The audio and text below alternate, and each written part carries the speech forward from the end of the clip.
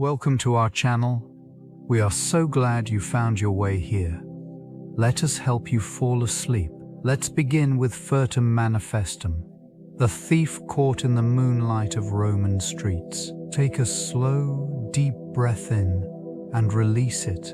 Let the noise of today fall away as we step back, not just hours or years, but centuries, into the vast theater of crime and punishment in ancient Rome. If you genuinely like our videos, please hit like and subscribe. The essence of Furtum Manifestum in Roman law encapsulates the act of theft that is overt and undeniable. This concept highlights the significance of visibility in the wrongful taking of another's property, where the act occurs in plain sight, devoid of concealment. It indicates a breach of trust, emphasizing the societal contract that binds individuals to respect one another's possessions within the framework of communal living. Within the streets of ancient Rome, this principle served as a foundational element of legal proceedings, laying the groundwork for accountability. The mere act of theft, when witnessed by others, transforms an individual's responsibility from a mere private wrong to a public affair. This visibility led to immediate social repercussions, reinforcing the notion of honor and integrity within the bustling urban landscape. Judicial repercussions for such acts were often swift, as the community demanded rectification. The concept emphasized not only the act of taking, but also the clear awareness of the act occurring. It painted a vivid picture of societal order and the collective response to transgression. The interaction between the thief and the environment became a critical component of understanding guilt and innocence in Roman society. Thus, Furtum Manifestum became emblematic of the Roman legal tradition, interweaving morality with law. In the heart of Roman society, the legal framework served as a foundation for civic life. It established the principles by which citizens interacted and maintained order. This region, characterized by its bustling forums and crowded streets, witnessed the evolution of laws that reflected societal values. The complexity of Roman life necessitated a system that addressed both public and private matters, ensuring that justice was accessible to all layers of society. Citizens, known as the sieves, participated actively in the legal process, often gathering in assemblies to voice their opinions. This engagement fostered a strong adherence to the written laws, which governed theft and property rights among other offenses. These statutes not only delineated the consequences for transgressions but also reinforced the moral obligations of individuals to respect communal integrity. The role of jurists became increasingly significant during this era, as they interpreted and refined legal texts, shaping them to fit the ever-changing dynamics of society. The notion of fairness intertwined with the expectations of legal adherence, ensuring that those accused of crimes had opportunities for defense. This balance fostered a sense of trust in the legal system, allowing the populace to navigate the complexities of daily life with a measure of security and stability. The commitment to such principles solidified the importance of law as a central pillar of Roman identity. The 12 Tables, established in the mid-5th century BCE, served as a landmark codification of legal principles within Roman society. This collection of laws laid the groundwork for addressing theft, distinguishing between various forms of property crime. It defined what constituted theft, establishing clear boundaries around the rights of individuals regarding their possessions. Legal definitions articulated within these tables provided a framework for adjudicating disputes. Penalties for theft were categorized, reflecting the seriousness of the crime and the status of the victim. The differential treatment of property depending on ownership underlined the societal hierarchy prevalent in Rome, where the assets of wealthy citizens received greater protection than those of the lower classes.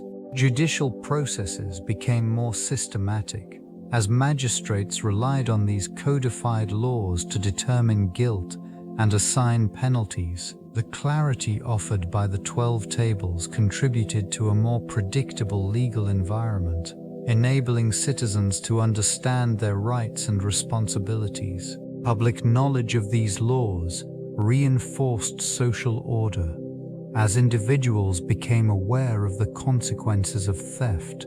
They acted as a deterrent, fostering a culture of accountability. This emphasis on legal structure not only shaped individual behavior, but also influenced broader societal norms, ensuring that the principles of fairness and justice remained integral to Roman identity. The concept of Furtum Manifestum encompasses specific elements that define theft within the Roman legal framework. Central to this definition is the notion of manifest evidence, whereby the act of theft is clear and indisputable. This clarity distinguishes it from other forms of theft, allowing for immediate action by the aggrieved party. The act must involve the unlawful taking of property, which is fundamentally a violation of ownership rights. Characteristics of this offense include the requirement that the property taken must be tangible and identifiable. Such stipulations ensure that the legal proceedings can be grounded in concrete evidence, providing a clear basis for adjudication. The intent behind the act plays a crucial role. There must be an apparent desire to permanently deprive the owner of their property. This intent is often demonstrated through the circumstances surrounding the act of theft. Additionally, the legal framework emphasizes the presence of witnesses or undeniable proof of the act, reinforcing the necessity for transparency in legal processes. These elements culminate in a structured approach to addressing theft, reflecting the broader Roman commitment to justice. The procedural responses to Furtum Manifestum further establish a societal expectation that property rights must be respected, thereby contributing to the stability of the community as a whole. The implications of this legal construct resonate throughout Roman society, reinforcing values of accountability and integrity. Furtum establishes a unique framework within the broader context of theft. This term refers specifically to a secretive act of stealing, distinguishing it from other forms of larceny that may occur more overtly. Unlike simple theft, which may involve open confrontation or violence, Furtum embodies the quiet stealth of an individual who seeks to evade detection while committing the act. This distinction carries profound significance. The subtlety of Furtum suggests an element of cunning, highlighting a thief's intent to mislead and outsmart their victim. This aspect aligns with societal perceptions of morality, wherein cunning is often viewed with a mixture of admiration and disdain. In contrast, theft characterized by force or intimidation denotes a more desperate or aggressive form of criminal behavior. Such acts lack the same level of calculated discretion inherent in Furtum, thus eliciting a different societal response. Public sentiment towards these varying forms of theft acknowledges the complexities of human motivation and ethical considerations. The legal implications of Furtum also extend to the penalties imposed upon those convicted of this crime. Furtum may incur specific consequences that reflect its nuanced nature, emphasizing the Roman legal system's desire to uphold a standard of integrity while addressing breaches of trust. The intricate interplay between these forms of theft showcases the depth of Roman legal thought. The significance of the term manifestum in Roman jurisprudence extends beyond mere definition. It embodies a critical threshold in the legal evaluation of theft. This designation indicates the degree to which an act is evident and clear, allowing for a distinct categorization of offenses. An act deemed manifestum suggests that the evidence of wrongdoing is irrefutable, facilitating a straightforward judicial process. And in this context, the clarity associated with manifestum serves to uphold the integrity of legal proceedings. The designation enables magistrates to swiftly identify offenses that warrant immediate action and those that require further investigation. This binary classification underscores the Roman commitment to justice, ensuring that the rights of both the accused and the accuser are adequately considered. The implications of manifestum extend to the protection of property rights, a vital concern within Roman society. By establishing a clear threshold for what constitutes theft, it allows citizens to navigate their legal landscape with a degree of assurance. Such principles contribute to a more ordered society, where the expectations of behavior are well defined and the consequences of misconduct are clearly delineated. The enduring relevance of this term continues to influence contemporary legal systems, echoing the foundational principles laid down by Roman jurisprudence. The meticulous nature of these legal distinctions reflects a sophisticated understanding of human behavior and societal norms. The evolution of theft laws from the Republic to the Empire showcases a gradual shift in societal values and governance. Initially, during the Roman Republic, laws surrounding theft were primarily focused on the protection of property rights. The early legal framework emphasized restitution, compelling offenders to return stolen goods to their rightful owners. This simple approach mirrored the Republic's agrarian economy, where personal possessions held significant value. Nations trade trace binds. The legal landscape began to reflect a more complex society characterized by urbanization and commerce. As cities expanded, theft became increasingly intertwined with issues of public order and safety. New statutes emerged, addressing not only the act of theft itself but also the manner in which it was committed.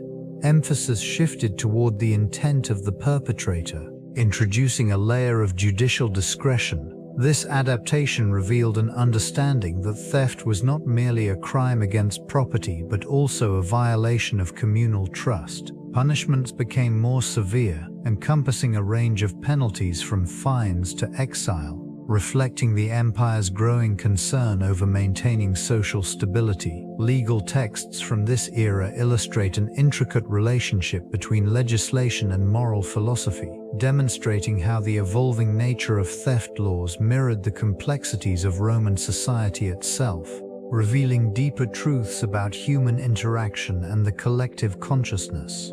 Folder the Constitution per theistic truth, bevisade station that property rights must be respected, and the nature of property.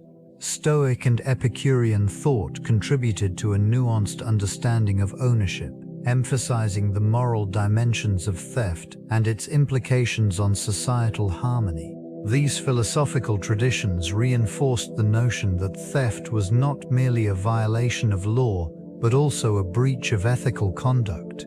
Greeks posited that human beings possessed an innate sense of justice, suggesting that theft undermined the very fabric of community. This perspective resonated within Roman jurists, who began to view theft through a broader lens, intertwining legal definitions with philosophical ideals. The distinction between wrongful acquisition and rightful ownership became a focal point, prompting debates on intent and the circumstances surrounding acts of theft. The Roman legal system adopted these philosophical insights, categorizing theft into various degrees based on the nature of the act and the intent behind it. This stratification reflected a sophisticated understanding of human behavior, recognizing that motivations for theft could range from dire necessity to opportunistic greed. Thus, these concepts not only influenced legislation, but also shaped the moral landscape of Roman society, bringing to light the complex interplay between legality and ethics. The ramifications of theft extended far beyond mere legal consequences. permeating the very fabric of social interactions within ancient Rome. This region, characterized by its intricate social hierarchy, viewed theft as a direct affront to communal values and trust. It was not merely an act against an individual, but an act against the collective integrity of society.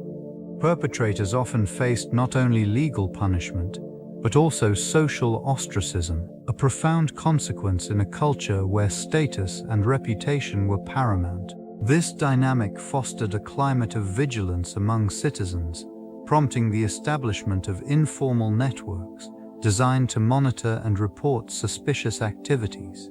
Such vigilance reflected a shared responsibility to uphold societal norms, with neighbors often banding together to protect one another's property. The fear of being labeled a thief extended to the psychological realm, instilling a sense of caution in daily interactions. In the broader context, the prevalence of theft also prompted discussions on wealth disparity and access to resources.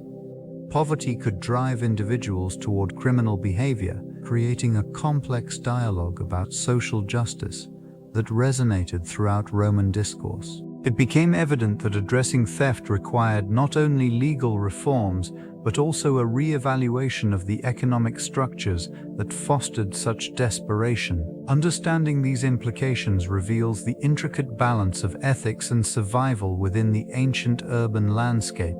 Documented instances of Furtum Manifestum illustrate the complexities of morality and legality in the Roman streets. One notable case involved a merchant who, under the cover of night, pilfered goods from a neighboring stall. The incident was witnessed by a local patrician, whose subsequent testimony underscored the societal expectations surrounding property rights. The merchant, caught and prosecuted, faced not only legal consequences, but also social ostracism, revealing how public perception influenced personal fate. In another recorded situation, a slave seized valuable items from his master's residence. This act of theft, while seemingly straightforward, raised questions about loyalty and survival in the context of servitude. The slave's motivations, driven by desperation, highlighted the blurred lines between criminality and the instinct for self-preservation. The trial concluded with a penalty that reflected both the crime and the societal hierarchy, illustrating the weight of status in adjudicating theft. A further case concerned a young citizen accused of stealing bread to feed his starving family. The emotional appeal of this situation prompted a community rallying for clemency, showcasing the interplay between compassion and law. Each incident contributed to the broader understanding of Furtum Manifestum, encapsulating the struggles of the human condition within the constraints of ancient Roman society. These interactions forged a continuous discourse on ethics, legality, and the essence of survival against the backdrop of civilization's evolution. The legal proceedings surrounding a charge of Furtum Manifestum reveal the intricacies of Roman law. This process commenced with the accusation, often initiated by a witness or the aggrieved party. The alleged thief faced immediate scrutiny, as the burden of proof fell heavily on the accuser. It was customary for the accused to be brought before a magistrate who would oversee the initial inquiry. Evidence presented could include testimonies, physical proof, or even circumstantial details surrounding the incident. As the trial unfolded, legal advocates known as orators played a pivotal role, articulating arguments on behalf of both the prosecution and defense. These representatives navigated a labyrinth of statutes while seeking to highlight the nuances of intent and circumstance surrounding the alleged act. The defendant's prior conduct could influence perceptions, as character assessments became crucial in establishing credibility. In the courtroom, the atmosphere was charged with tension, as both sides awaited the magistrate's deliberation. Decisions could lead to various outcomes, ranging from acquittal to punishment, which often included fines or forced labor. The implications of the judgment extended beyond the individual, impacting societal perceptions of justice and morality. This framework underscored the delicate balance between maintaining order and acknowledging the complexities inherent in human behavior. The legacy of these proceedings shaped future interpretations of law and ethics within the fabric of Roman society. The praetor served as a pivotal figure in theft cases, acting as both arbiter and protector of societal order. This position was endowed with significant authority, enabling them to navigate the complexities of legal disputes. In instances of theft, their primary responsibility involved determining the legitimacy of claims made by the aggrieved parties. They would evaluate evidence presented, often relying on testimony from witnesses who frequented the market streets, where such transgressions commonly unfolded. Disputes typically arose around ownership and intent, with the praetor tasked to discern the nuances of each case. This role extended beyond mere adjudication. The praetor also issued edicts that laid the groundwork for legal principles governing property rights and restitution. These rulings influenced the behavior of citizens, establishing a framework within which societal interactions unfolded. As the theme, the atmosphere surrounding these proceedings was often charged with the weight of public scrutiny. Citizens would gather, their whispers echoing through the stone corridors, keen to witness the delivery of justice. In an environment steeped in tradition, the praetor's decisions resonated far beyond the immediate case, contributing to evolving interpretations of morality and property. This careful balance between authority and civil rights underscored the intricacies of Roman legal culture, shaping societal norms for generations to come. The concept of intent plays a critical role in the legal framework surrounding Furtum Manifestum. It distinguishes between mere possession and the conscious act of theft. This distinction reflects the complexities of human motivation and the moral implications of ownership. To establish intent, evidence must demonstrate that the individual knowingly appropriated someone else's property, a principle deeply embedded in Roman jurisprudence. In the dimly lit corridors of ancient Rome, the presence of intent transformed the nature of a legal dispute. The mere act of taking an object did not suffice. The thief's mindset, the motivation behind the action, became a focal point of examination during trials. This scrutiny led to a nuanced understanding of theft, acknowledging that not all acts of appropriation stemmed from malicious intent.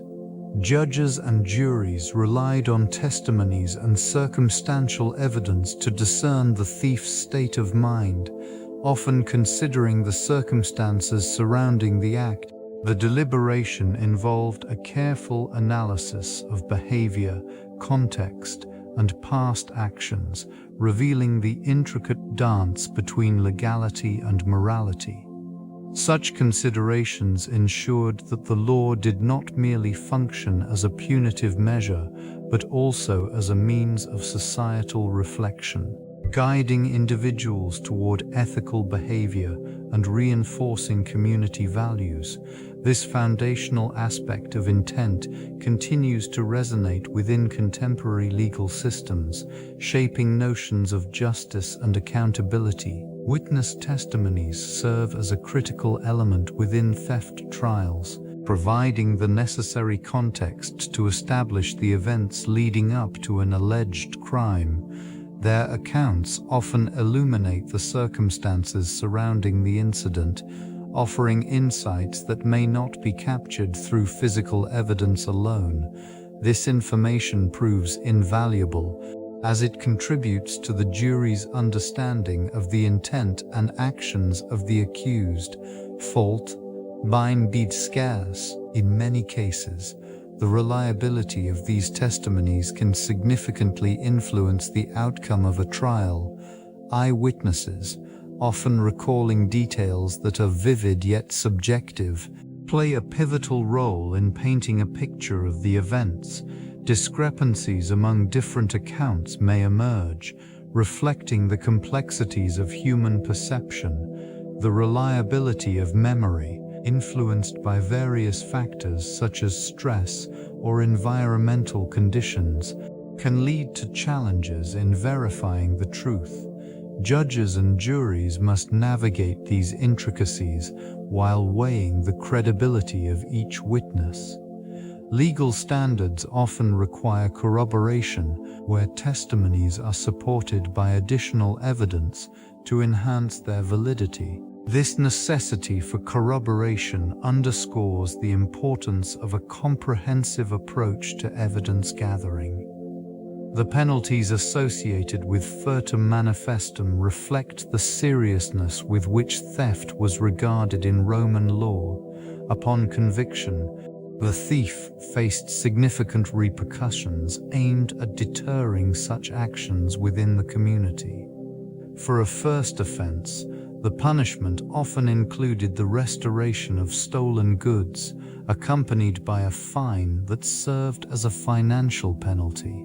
The jurisdictional authority exercised discretion in adjusting these fines based on the value of the property involved, reinforcing the principle that theft directly impacts social order. Particularly for repeat offenders, the consequences escalated. Imprisonment could be imposed, with cells often overcrowded, reflecting the broader societal disapproval of theft. Public humiliation was also a possibility, as the convicted might be displayed in the forum, a stark reminder to others of the consequences of dishonesty. In some cases, the legal framework allowed for restitution beyond mere financial penalties. The thief could be compelled to provide labor to the victim, emphasizing the restoration of balance disrupted by the act of theft. These penalties not only sought to rectify the immediate harm, but also aimed to reinforce the moral fabric of society, ensuring that the sanctity of property was maintained.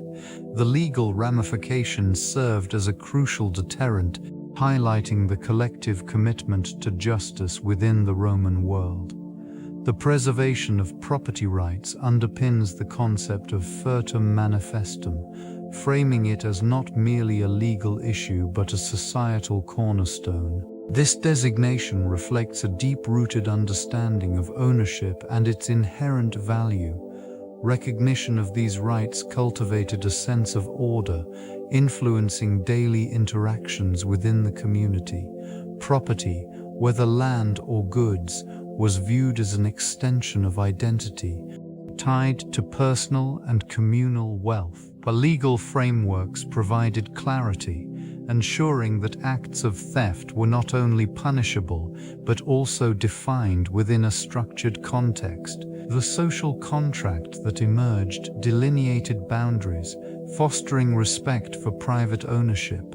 In this atmosphere, the ramifications of Furtum Manifestum extended beyond individual cases, resonating through the collective consciousness of Roman society. With each instance of theft, the repercussions reinforced shared values, emphasizing the importance of safeguarding possessions.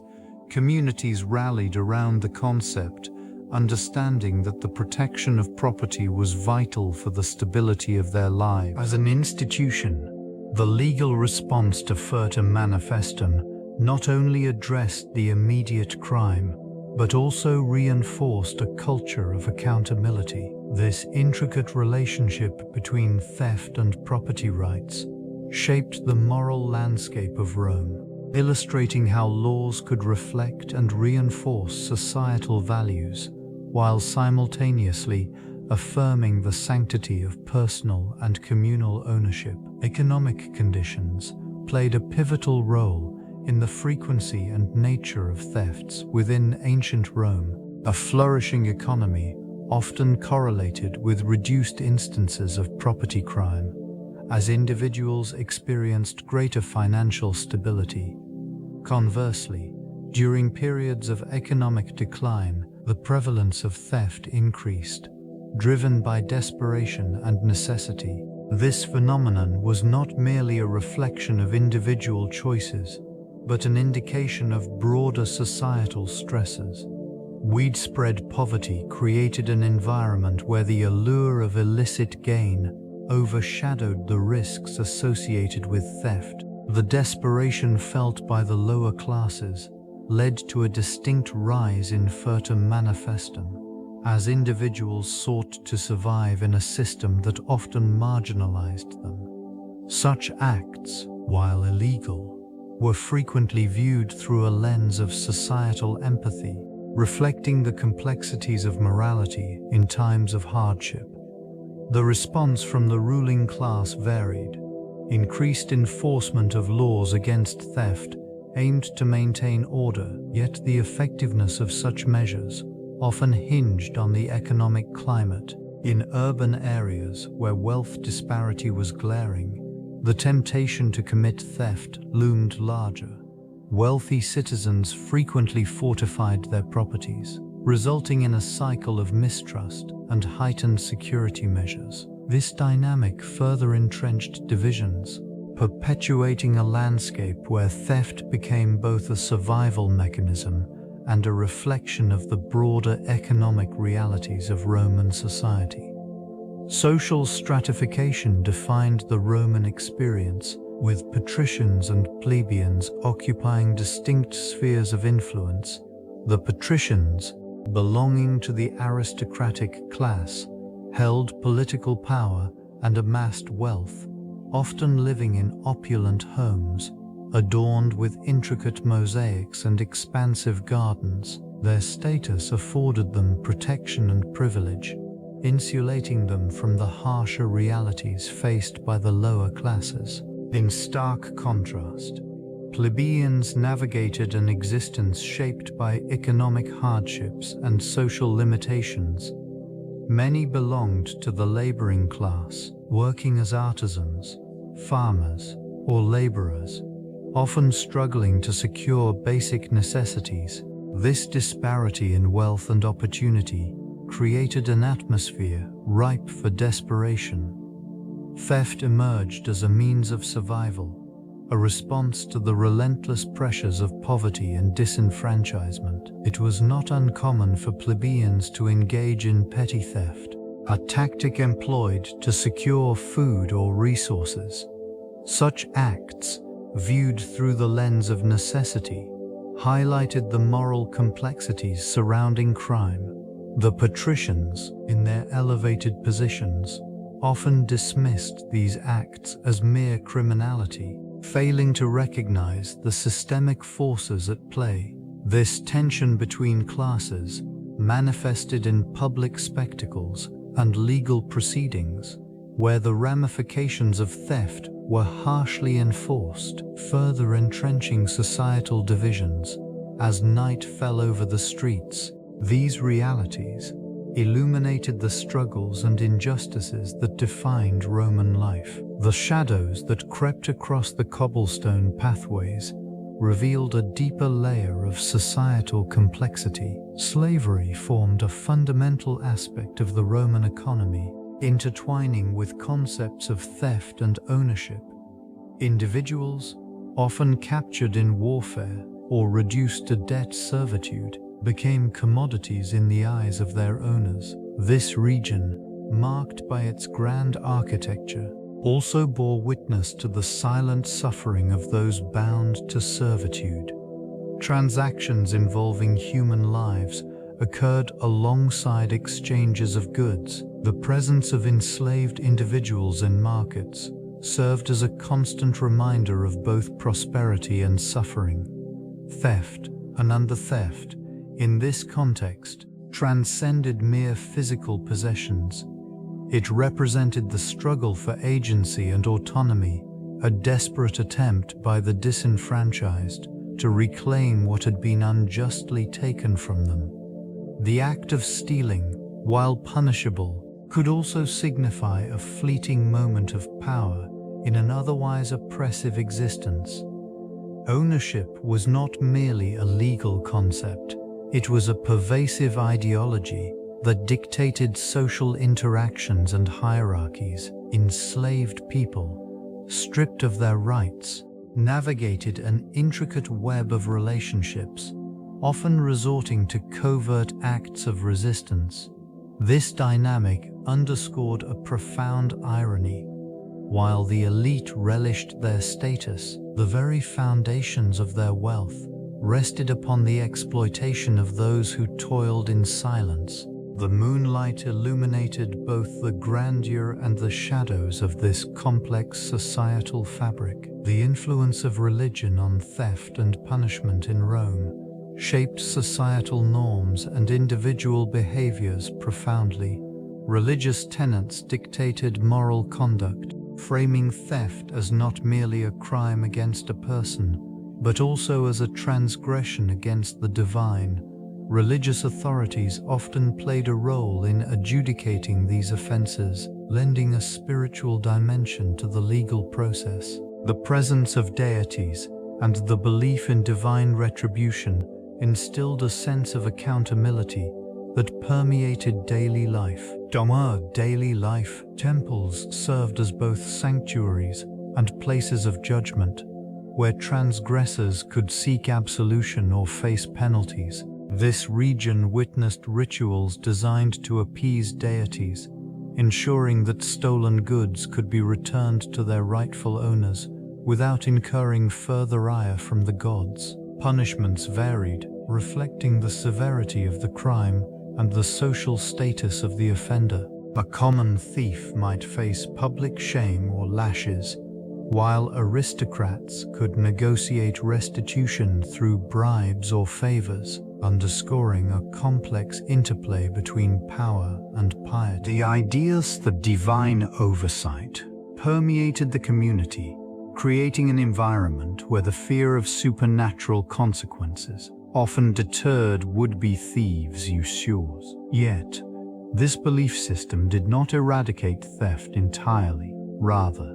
it coexisted with the harsh realities of survival in an ever-evolving urban landscape, revealing the intricate balance between morality, legality, and survival in Roman life.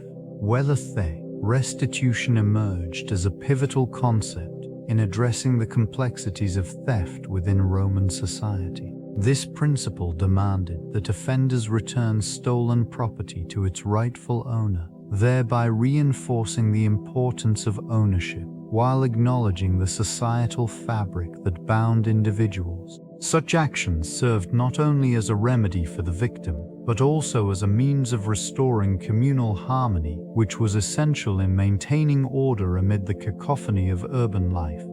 The Furtum Manifestum, which referred to theft caught in the act, the penalties were particularly stringent.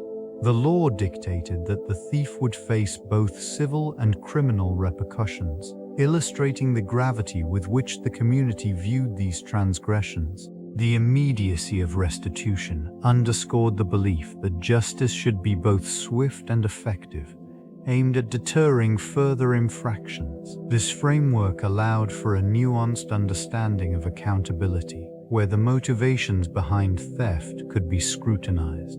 Poverty, desperation, and social marginalization often played significant roles, prompting discussions about the underlying causes rather than solely focusing on punishment. The dialogue surrounding restitution thus extended beyond mere reparation, encouraging reflection on the societal conditions that precipitated such acts. Public opinion plays a pivotal role in shaping the landscape of theft cases, influencing both legal outcomes and societal perceptions. This region, rich with history and complex social dynamics, witnesses the interplay between community sentiment and the justice system. A singular incident of theft can ignite a wide-ranging discourse, drawing attention to underlying issues such as inequality, morality, and the efficacy of law enforcement.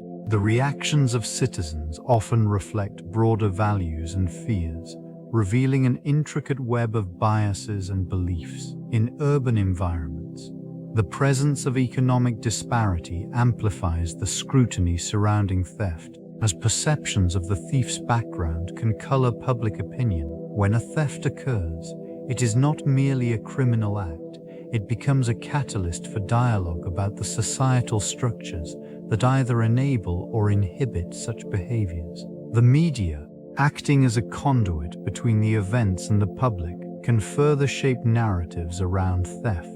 Coverage often emphasizes the emotional responses of victims and the perceived threat posed by the offender. These portrayals can sway opinions, leading to calls for harsher penalties or conversely, for compassion and rehabilitation. Through these dynamics, the collective conscience becomes a powerful force, capable of influencing the trajectory of justice and contributing to the ongoing discourse around crime and societal responsibility. The reliance on informers and spies in theft investigations illustrates the intricate web of trust and betrayal woven through urban life. In this environment, individuals often navigate a precarious balance between personal loyalty and societal obligation. Informers operate in the shadows, gathering intelligence that can illuminate the hidden corners where crime thrives. Their motivations can range from financial gain to a desire for retribution, creating a complex landscape of moral ambiguity. Spies serve a similar purpose, infiltrating the circles of criminals to uncover plans and intentions. This act of subterfuge can yield critical information, revealing the methodologies employed by thieves. Such insights can lead to strategic interventions by law enforcement. Revealing this realm, the exchange of information becomes a commodity, often shaping the course of investigations. The effectiveness of such tactics hinges on the ability to remain unnoticed, as exposure can lead to dire consequences for both informers and law enforcement alike. The delicate interplay of secrecy and revelation sustains a cycle that perpetuates the complexities of crime and its pursuit. Each revelation adds another layer to the ongoing narrative of societal responsibility and justice. Over time, urbanization transformed the Roman landscape, leading to a significant increase in population density. This swelling number of inhabitants fostered a complex social fabric where anonymity and opportunity coexisted. Streets became bustling corridors where the convergence of diverse groups often led to friction. The abundance of goods in public spaces, along with the shadows cast by narrow alleyways, created fertile ground for theft to thrive. So, as commerce flourished, so too did the temptation for illicit gain. Merchants displayed their wares openly, attracting not only legitimate buyers, but also those with nefarious intentions. The economic disparity between classes became pronounced, further exacerbating tensions and fueling criminal behavior. The streets of Rome, filled with the sounds of trade, echoed with the knowledge that opportunity awaited those willing to seize it. Volicit widowed the belladont horindelos, wasum Forsten struggled to keep pace with the rapid changes. The complexities of urban life challenged existing measures, often leaving citizens feeling vulnerable. Reports of theft became commonplace, each incident weaving a thread into the broader narrative of urban existence. This environment dictated a precarious balance between risk and reward, shaping interactions and instilling a constant awareness of one's surroundings. The nocturnal shadows served as a reminder of the ever-present potential for transgression amid the vibrancy of city life. The iconography of theft in Roman art and literature reveals deep cultural reflections on morality and human behavior. Depictions of thieves were often imbued with both humor and critique, showcasing the complexities of societal values. Various frescoes illustrated the cunning nature of these figures, frequently portraying them in the act of pilfering.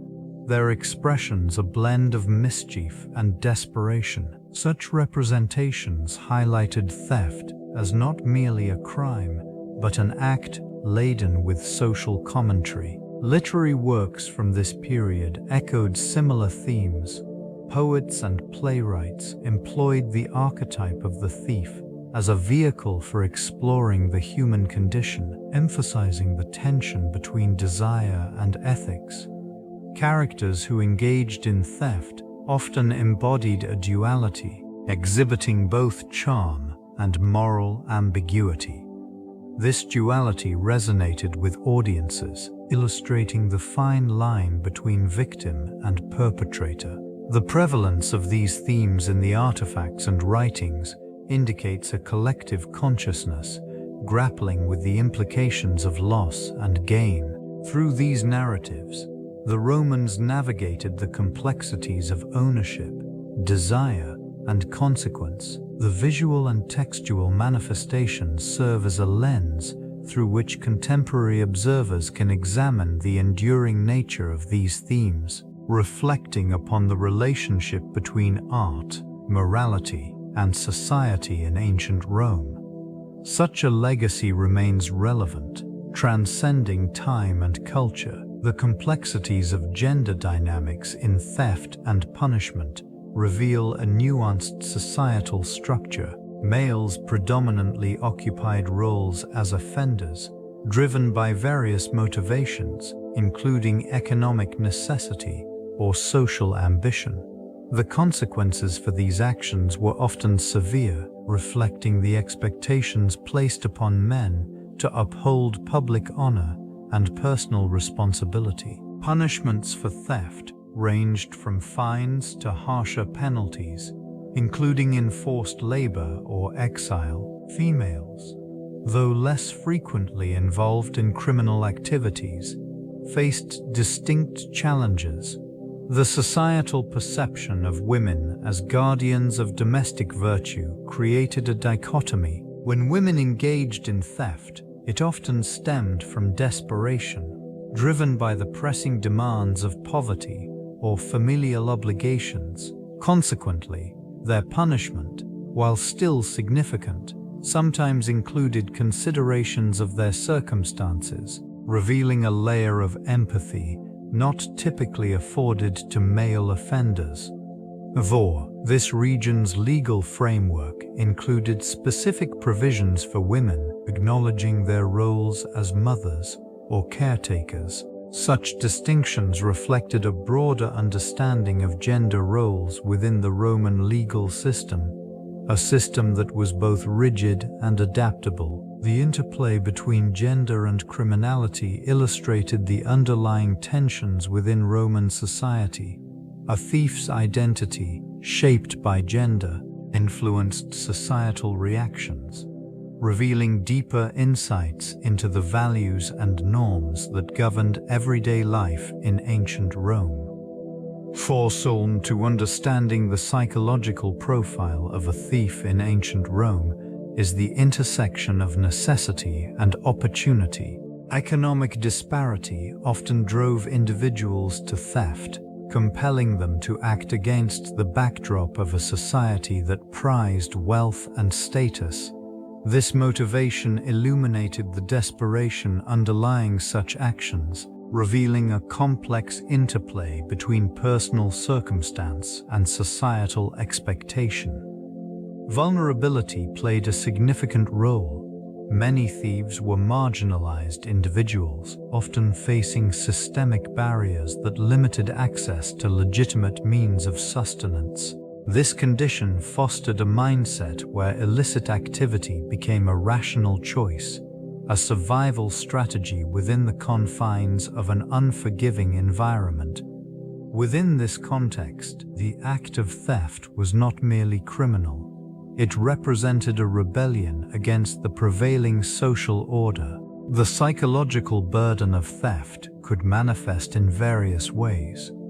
Guilt and fear might coexist with a sense of empowerment as the thief grappled with the moral implications of their actions.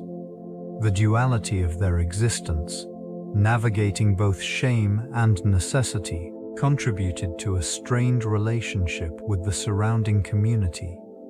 Communal perceptions also influenced behavior. A thief could be seen as both a pariah and a cautionary tale, embodying the consequences of societal failure while simultaneously eliciting sympathy for their plight. This complexity reveals the multifaceted nature of human behavior within the intricate framework of Roman society. Symbolism permeated Roman culture, providing a lens through which societal values and norms were expressed. The act of theft was often represented through various symbols, reflecting both the legal and moral implications attached to it.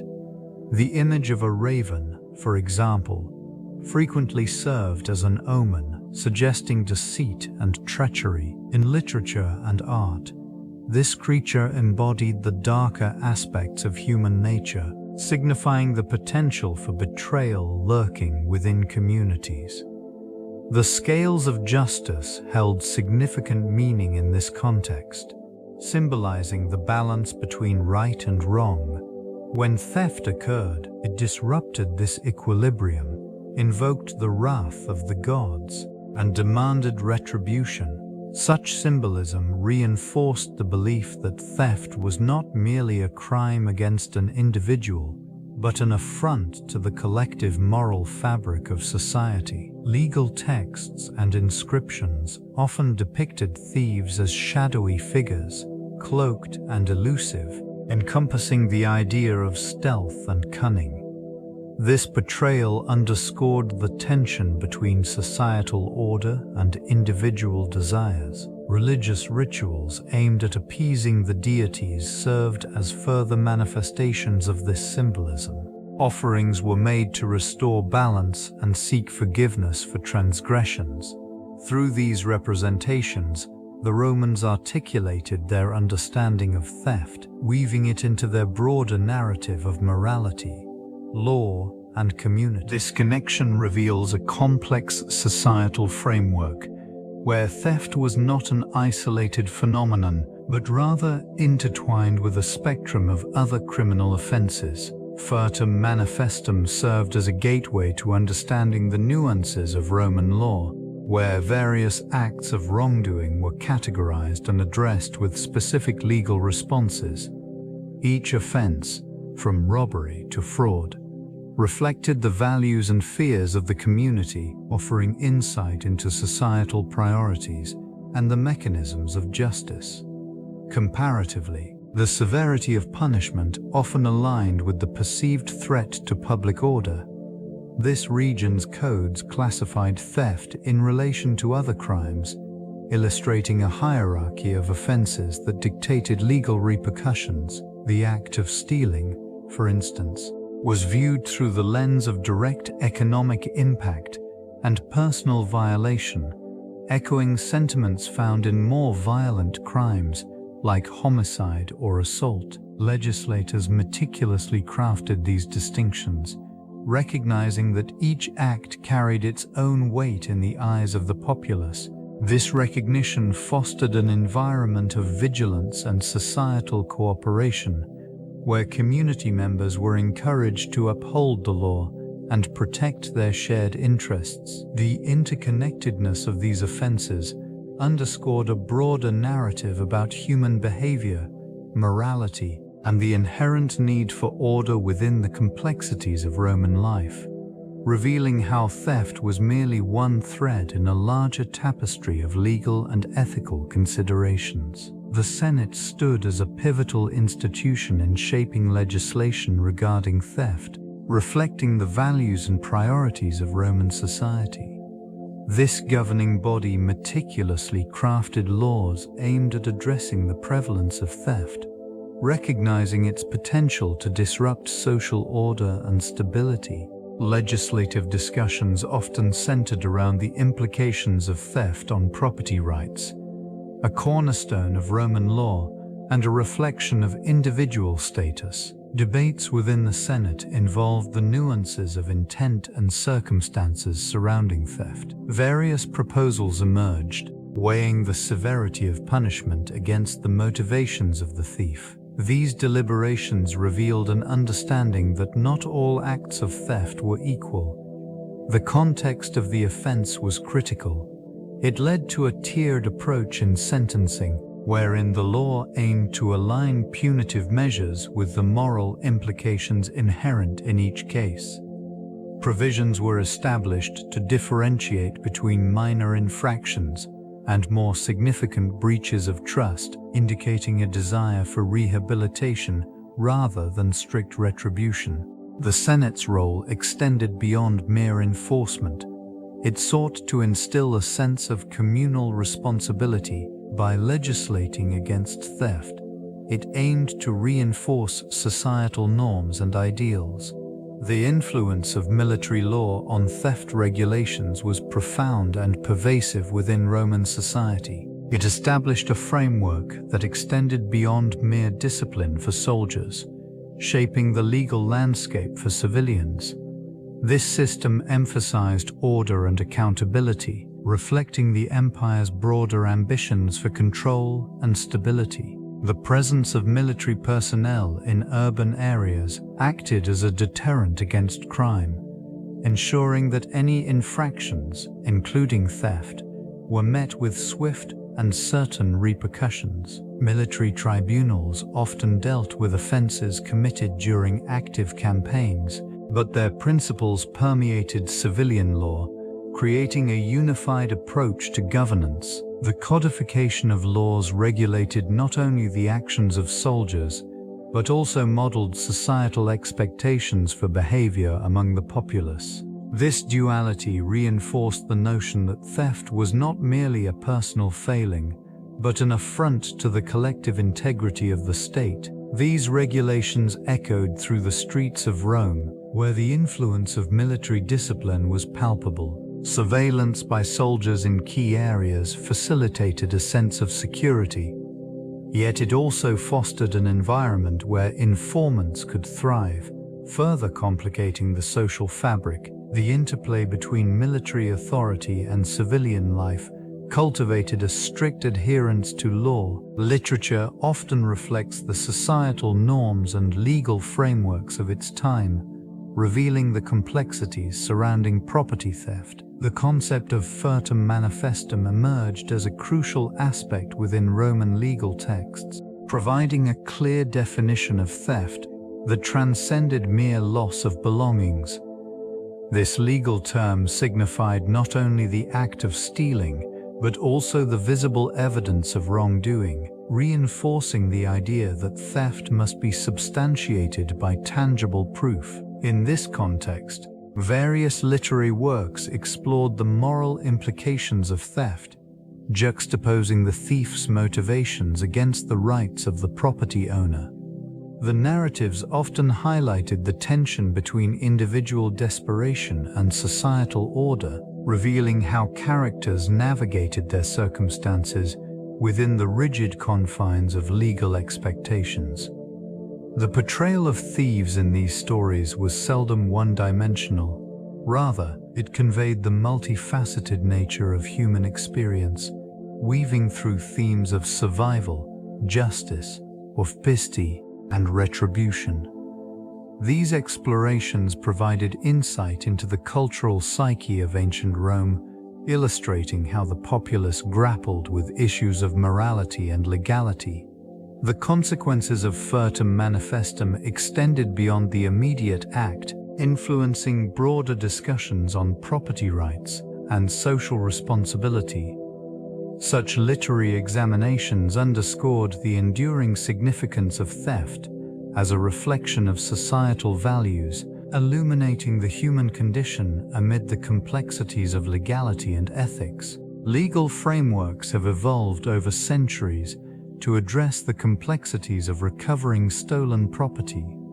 These mechanisms often reflect the balance between individual rights and societal order, serving as a means to restore justice. In many jurisdictions, the process begins with reporting the theft to law enforcement, where an investigation is initiated. This stage relies heavily on evidence collection and witness testimonies, crucial in identifying the perpetrator and recovering the stolen item. Once a theft is established, the judicial system may intervene, where courts adjudicate disputes surrounding ownership. The principle of replevin, for instance, allows rightful owners to reclaim their property, provided they can substantiate their claims. This region of law emphasizes the importance of documentation, such as receipts or serial numbers, as essential tools in proving ownership. And in parallel, the role of insurance companies often comes into play when theft occurs. Policyholders may seek compensation through claims processes, which can facilitate recovery even when physical possession of the item remains elusive. Restoration efforts also involve collaboration with various entities, including local businesses and community organizations, to create awareness and diminish the market for stolen goods. These interwoven elements of law and community response underscore a systematic approach to addressing theft, aiming to not only recover property, but also to deter future incidents. Forensics plays a crucial role in the realm of Roman theft investigations, employing advanced methodologies to analyze crime scenes and gather evidence. Techniques such as fingerprint analysis, DNA profiling, and digital forensics are utilized to establish connections between suspects and the locations of stolen artifacts.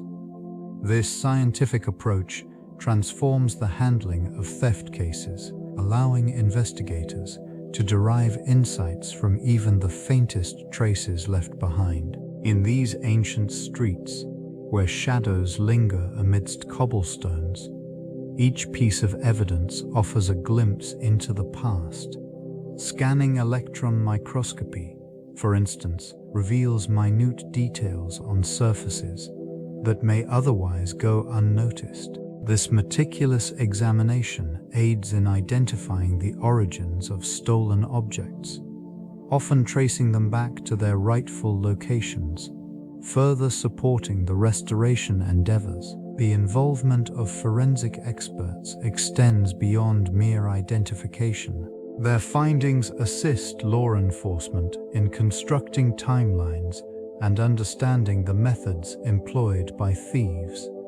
This analytical lens encourages a more comprehensive view of theft, recognizing patterns that persist through time and geography. Collaboration among forensic specialists, historians, and local authorities enriches the investigative process.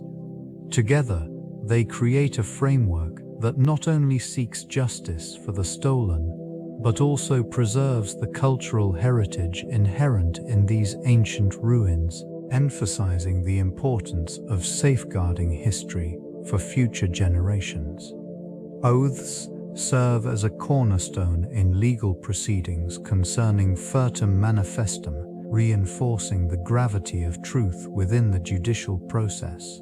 Those involved, be they plaintiffs or witnesses, are bound to swear an oath before delivering their testimonies.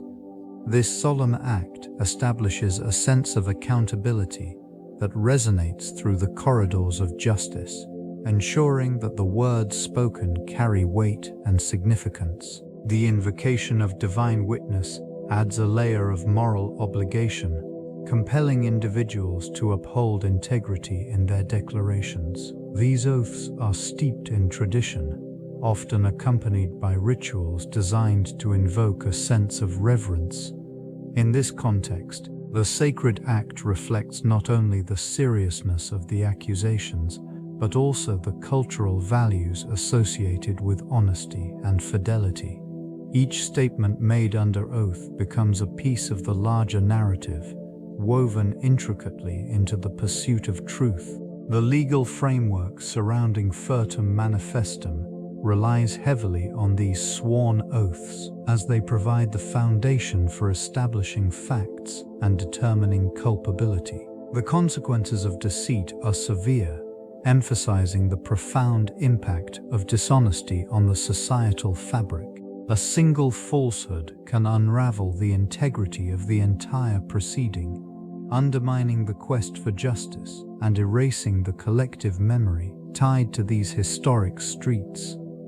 In this manner, oaths become both shield and sword in the relentless pursuit of justice. This ancient concept of theft captures not only the act itself, but also the moral implications entwined with societal norms. The essence of Furtum Manifestum lies in the visibility of the crime, the act of theft that manifests openly, invoking immediate societal response. In contemporary legal frameworks, theft is similarly categorized, often defined by the unlawful taking of another's property. Modern legal systems emphasize intent, the mental state of the thief, and the value of the property involved.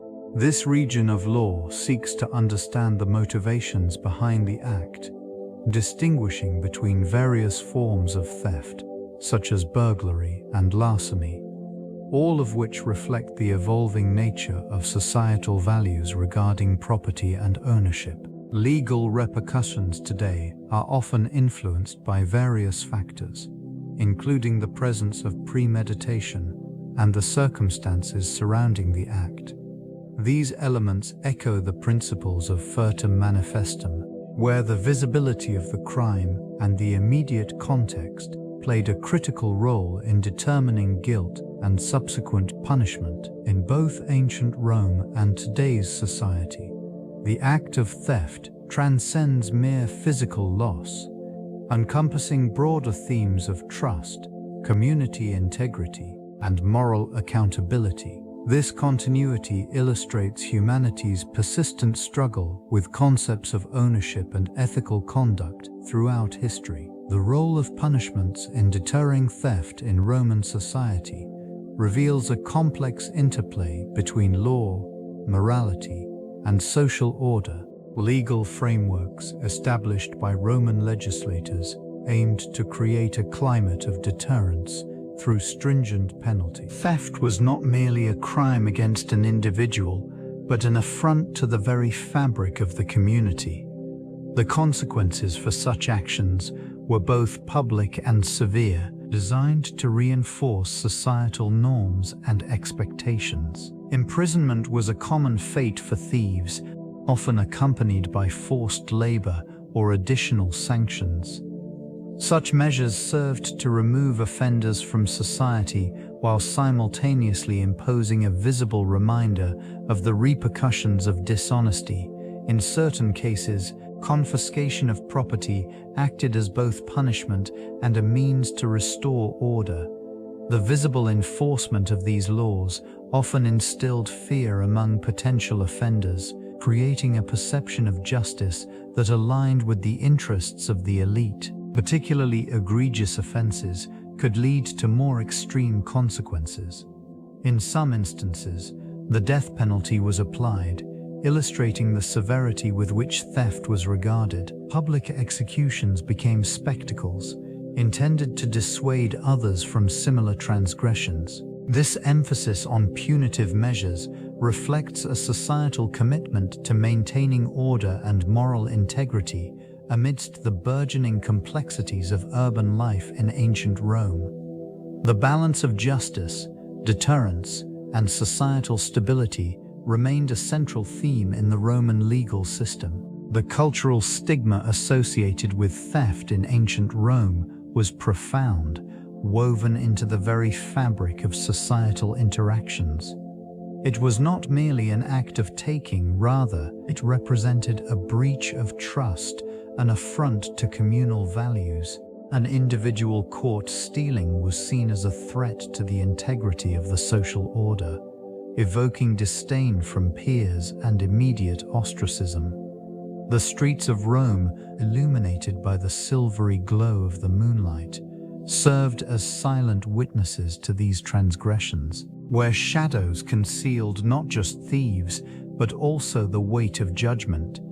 Public perception often painted thieves as the lowest of the low, a reflection of moral failing rather than mere economic desperation. This perception was reinforced by harsh legal penalties, which aimed to deter prospective offenders. The populace held a collective belief that the act of theft undermined the stability that the Republic sought to maintain. Punishments were not only punitive, they were a means to restore order. In literary accounts, thieves were often depicted as cunning figures, lacking virtue and honor. These narratives reinforced the stigma, creating a cycle of shame that extended beyond the individual to their family and descendants. Such societal condemnation ensured that the repercussions of theft echoed through generations, marking the transgressor with a brand that lingered long after the crime had been committed. The depiction of theft within Roman theatre served as a reflection of societal values and anxieties. It manifested in plays where characters often engaged in cunning acts, revealing the intricate relationship between morality and entertainment. These performances highlighted not only the act of stealing but also the broader implications of dishonesty and betrayal. Audiences were drawn to these narratives, finding both humor and caution in the antics of thieves cleverly evading capture. Famous playwrights, such as Plautus and Terence, showcased the archetypal rogue, weaving tales that examined the motivations behind theft. Characters often embodied a duality. They elicited laughter while simultaneously prompting reflection on the moral decay present in society. The comedic elements served to entertain, yet beneath the surface, these stories prompted contemplation regarding integrity and justice. The role of the thief transcended mere criminality, becoming a vehicle for exploring themes of power and vulnerability. The bustling streets of Rome and the vibrant marketplaces depicted in these productions mirrored the real-life tensions of urban existence. Spectators could witness the fallout of theft, both comedic and tragic, allowing them to engage with the complexities of human nature. Such performances were not confined to the stage alone. They permeated the fabric of public discourse, shaping perceptions of theft and its consequences within the cultural landscape of Rome. Public vigilance played a crucial role in mitigating theft, fostering a collective responsibility among citizens. This awareness transformed the streets into informal watchtowers, where passers-by assumed the role of guardians, ever alert to suspicious behavior.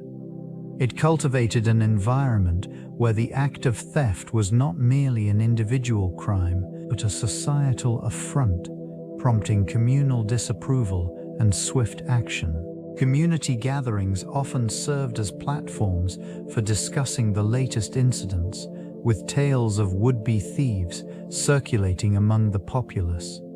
These conversations reinforced a shared understanding of the potential ramifications of theft, not only for the victim, but for the integrity of the community.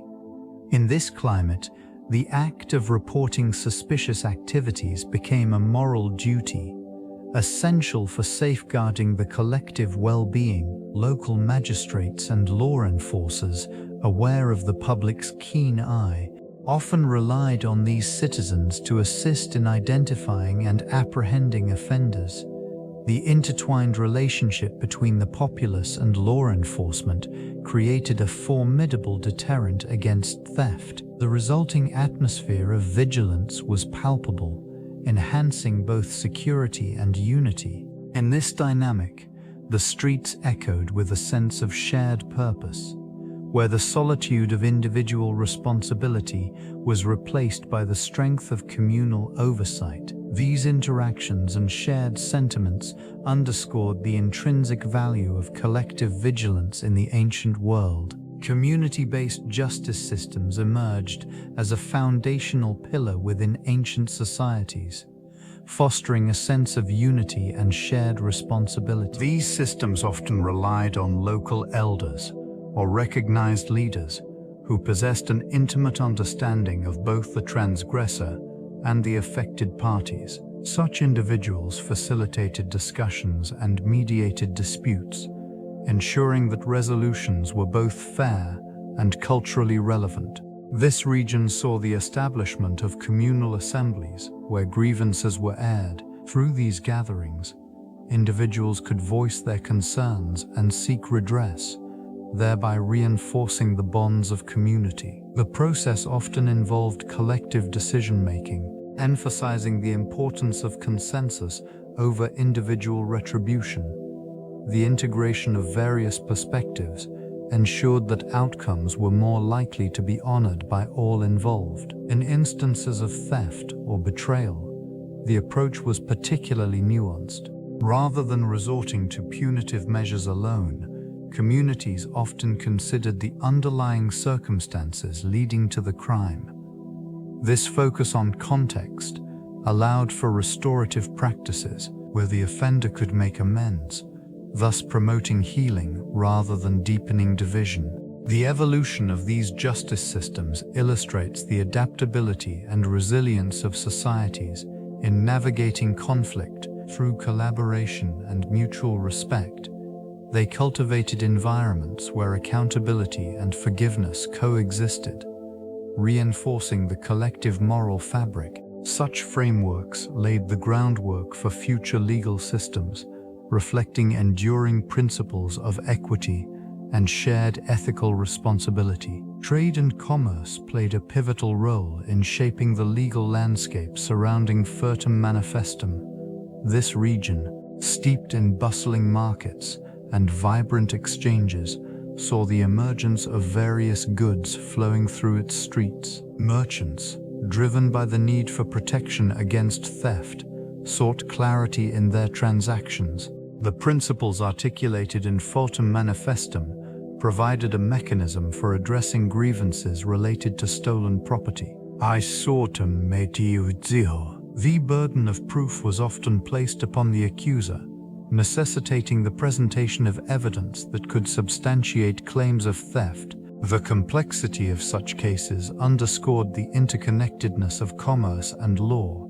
As trade routes expanded, so did the opportunities for theft, leading to a heightened awareness among merchants regarding the necessity of safeguarding their assets. Legal scholars meticulously examined the nuances of Furtum Manifestum, considering the implications of intent and possession. This scrutiny contributed to a more robust understanding of ownership rights, emphasizing the importance of accountability in trade relations. Within this context, the concept of good faith emerged, fostering an environment where trust was paramount.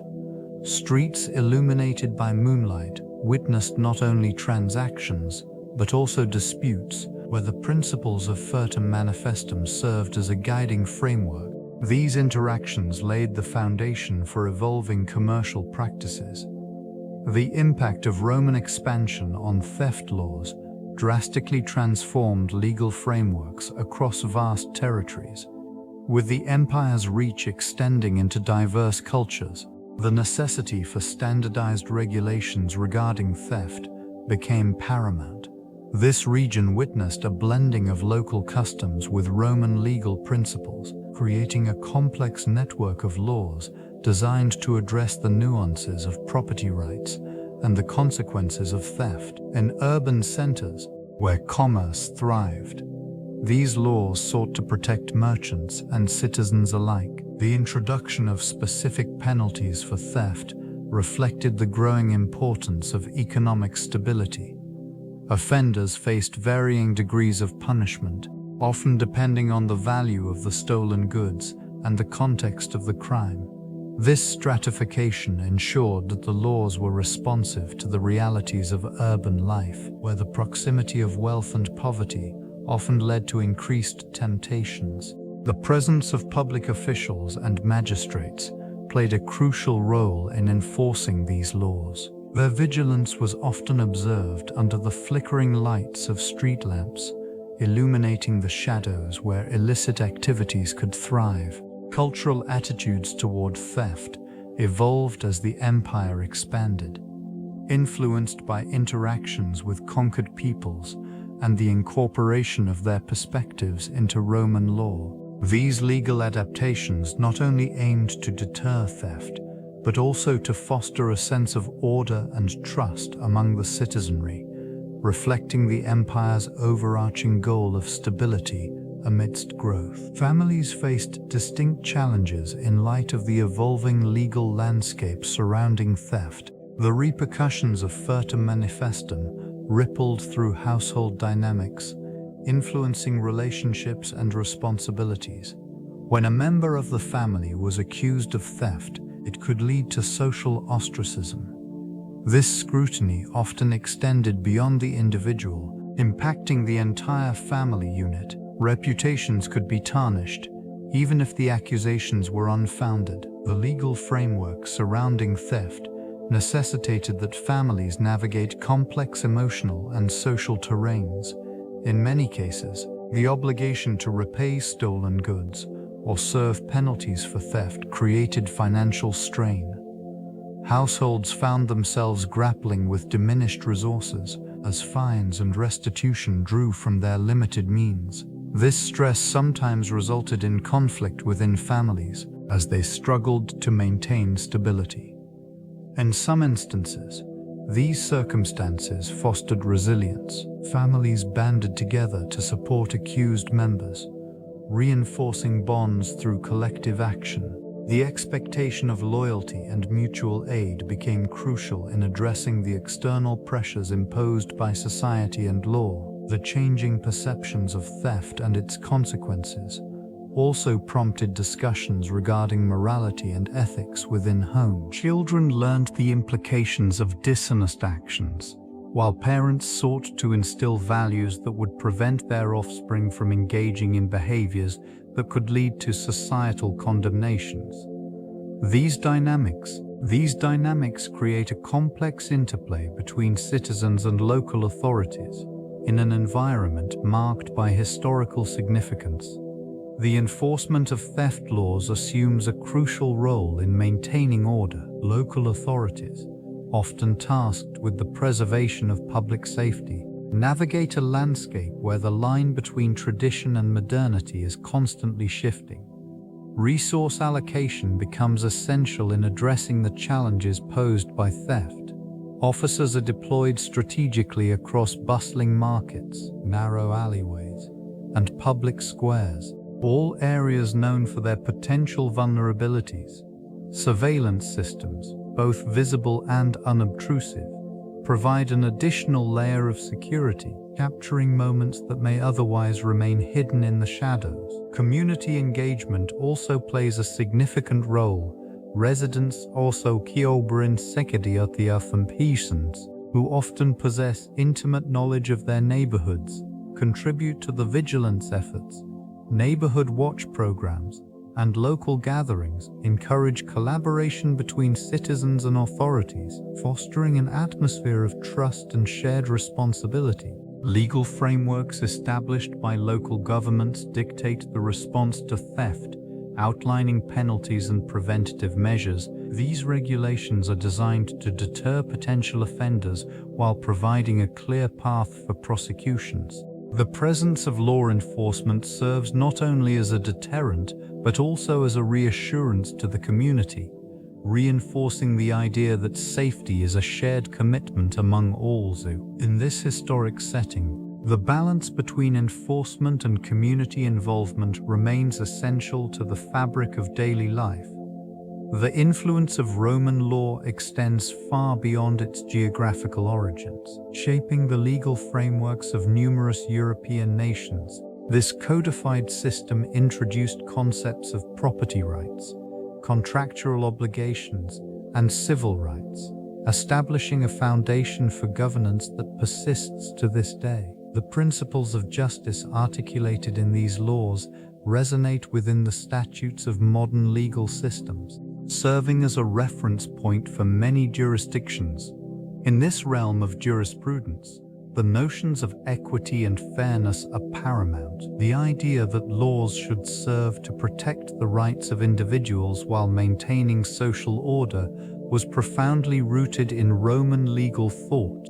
These ideals were meticulously documented and analyzed, leading to a scholarly tradition that informed subsequent legal theorists throughout the Middle Ages and into the Renaissance. The impact of Roman law can be observed in the civil law traditions that dominate many countries today. The Napoleonic Code, for example, drew heavily from these ancient principles, reflecting a continuity of legal thought that bridges centuries. This region's scholarly pursuits ensured that the legal norms established in antiquity would not merely fade into obscurity.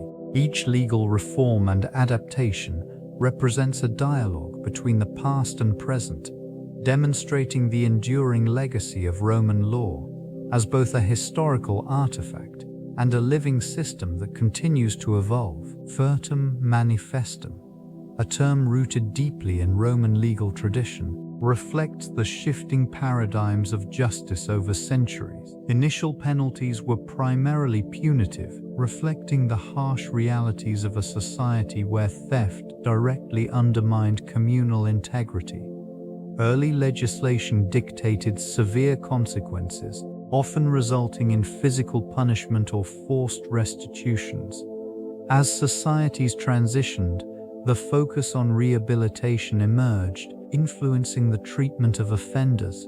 In the medieval period, the response to theft began to incorporate restorative elements, aiming to reforge bonds between the thief and the community.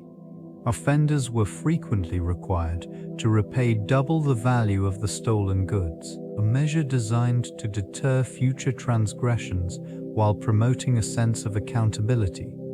Over time, the Enlightenment brought forth philosophical inquiries into justice, steering punitive measures towards a more humane approach.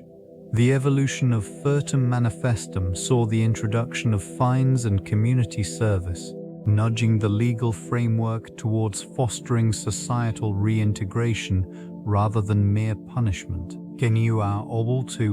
Contexts. The legal interpretations continue to adapt, reflecting contemporary values surrounding property rights and ethical considerations. The inherent flexibility of Furtum Manifestum showcases its ability to respond to the prevailing social ethos, serving as a mirror to the enduring complexities of human behavior and communal harmony. This ongoing evolution highlights the intricate relationship between law, morality, and society across the ages. The place of thieves within Roman folklore and mythology reveals a complex interplay of admiration and disdain. Figures such as Hermes, the cunning messenger, exemplify traits revered by the Romans. This deity, known for his trickery and cleverness, resonated with the populace, crafting a dual image of the thief as both rogue and hero. Folktales often depicted thieves as resourceful individuals, capable of outsmarting the powerful and overturning societal norms. These narratives offered a reflection of the common citizen's frustrations with authority and the rigid structures of Roman society. In many stories, the thief emerged victorious, using wit to navigate the challenges posed by the elite. This portrayal fostered a sense of camaraderie among the lower classes, who found solace in the cunning exploits of their fictional counterparts. Legends also served as cautionary tales, warning of the consequences of greed and deception. By highlighting the fates of those who strayed too far into the realm of theft, these accounts reinforced societal values while simultaneously captivating the imagination. The thief, in this context, was neither entirely villainous nor wholly virtuous.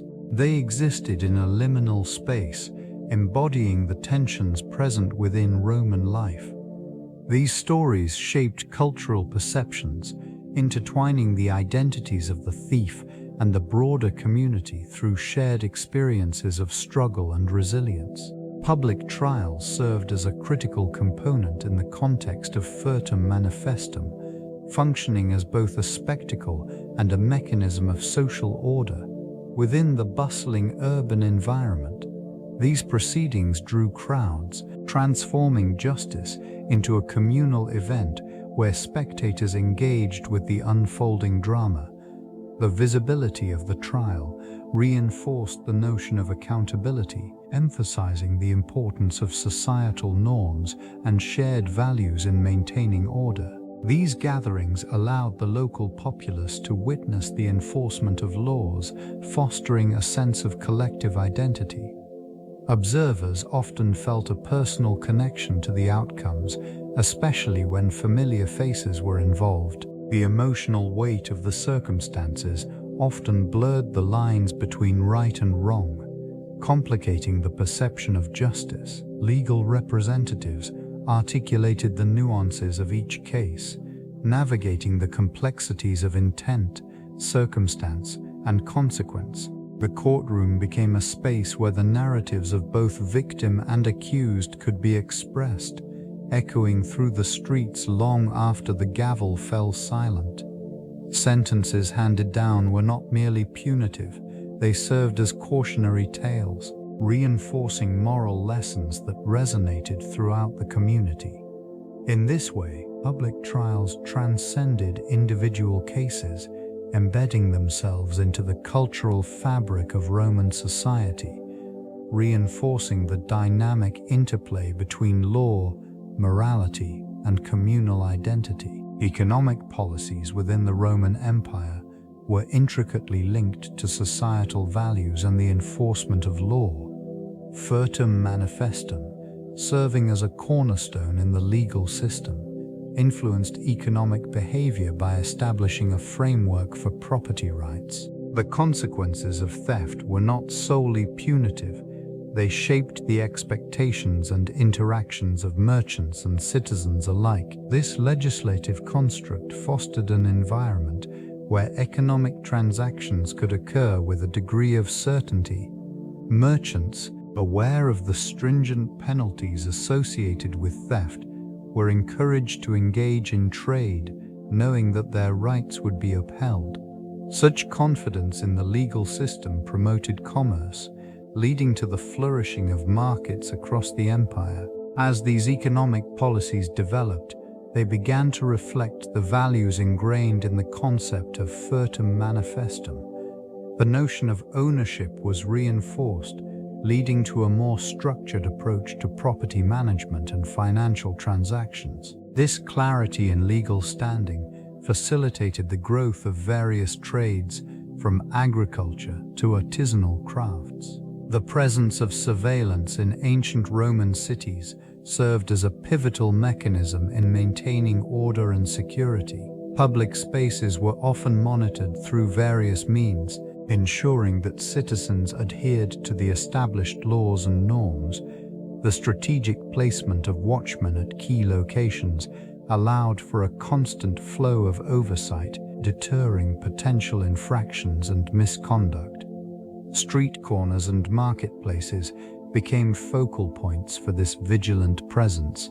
Merchants and citizens went about their daily lives under the watchful gaze of those tasked with upholding the law.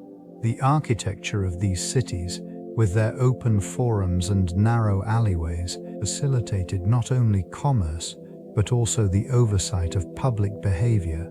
It was through this network of observation that the community upheld its collective standards, reinforcing a sense of accountability among its members. Legal proceedings often relied on the testimonies of those who had witnessed events unfold in plain sight. This reliance on public observation created an environment where the visibility of actions ensured a level of restraint among individuals.